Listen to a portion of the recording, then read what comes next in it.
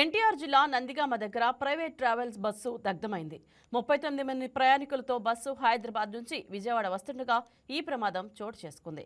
కంచెంచర్ల మండలం కేసర టోల్గేట్ దగ్గర బస్సు వెనుక ఇంజన్లో ఒక్కసారిగా మంటలు చెలరేగాయి. అప్రమత్తమైన డ్రైవర్ బస్సును ఆపడంతో పెను ప్రమాదం తప్పింది. వెంటనే ప్రయాణికులంతా సురక్షితంగా బస్సు నుంచి దిగిపోయారు. అనంతరం మంటల్లో బస్సు పూర్తిగా కాలిపోయింది. అగ్నిమాపక సిబ్బంది, పోలీసులు ఘటనా స్థలానికి చేరుకుని మంటలను అదుపులోకి తీసుకొచ్చారు.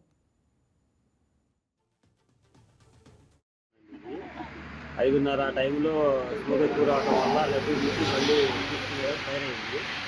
ప్రయాణికులు మొత్తం దించేసి వేరే మా బస్సులు వేరే uncle పంపించేసాము.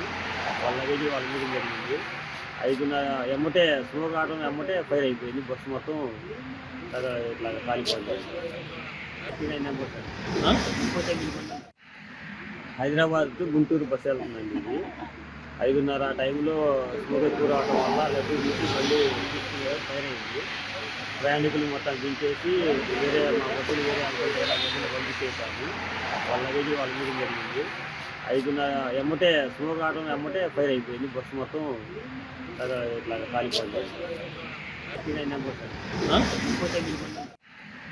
Hyderabad to Guntur bus వెళ్తుందండి ఇది. 5:30 ఆ టైంలో స్మోక్ ఎక్కువ రావడం వల్ల లడ్డు తీసి మళ్ళీ ఫైర్ అయింది. ప్రయాణికులు మొత్తం దించేసి. Please subscribe to YK TV Network. Please subscribe to YK TV. Please watch YK News. Don't forget to subscribe YK News channel